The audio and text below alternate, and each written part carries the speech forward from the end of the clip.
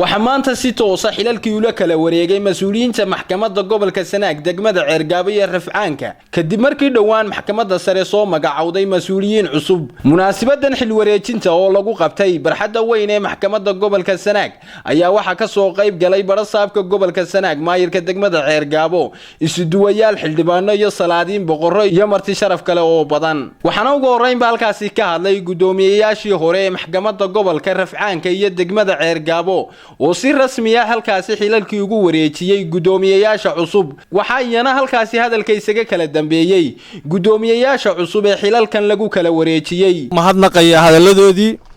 haday tahay madaxweynaha Jamhuuriyadda Soomaaliland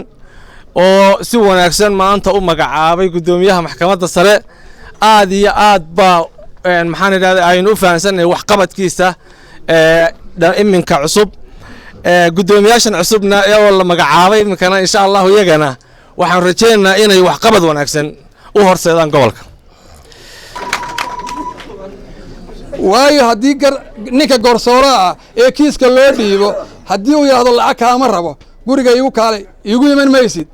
suuqa xageen ku ballami mayno xafiiska ma kugu yimaada igu iman maysid oo yiraahdo oo waliba ku xidho dadku lacag soo haysanayaan anigu taa waan hubaa wanahay arrimaha aanu ka dalbayno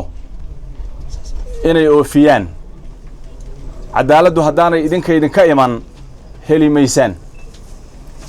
garsoorku wax walba uu yeelan karaa nin isilaaliyuu yeelan karaa nimaan isilaalin buu yeelan karaa gabagabadiina waxa halkaasi ka hadlay maayirka degmada Ceergaabo Ismaaciil Xaaji Nuur iyo barasaabka gobolka Sanaag Axmed Cabdi Falaay ragiisa ka hadlay meesha waxayna yiraahdeen warlaalush baa loo ordaysan lacagtiina haysta annagana naarta nagu ridayna shirkii siraad baan dhexdiisa taaganay walarinta ma qaadana ilaahay ma ka baqnaado han aamino cadaaladda han aamino ilaahay qofka uu qalinka u dhiibay haddii ku gubanayana ku gubto haddii dariiqa sax marayana ilaahay ha mariyo Somaliland mudane Axmed Maxamed Maxamuud Siilaanyo oo wax dhab ah oo la taaban karo oo qiimo weyn leh garsoorkii ka qabtay una magacaabay gudoomiye runtii wax badan intii ee koobneed ee uu joogay ka qabtay hay'adda garsoorka isaga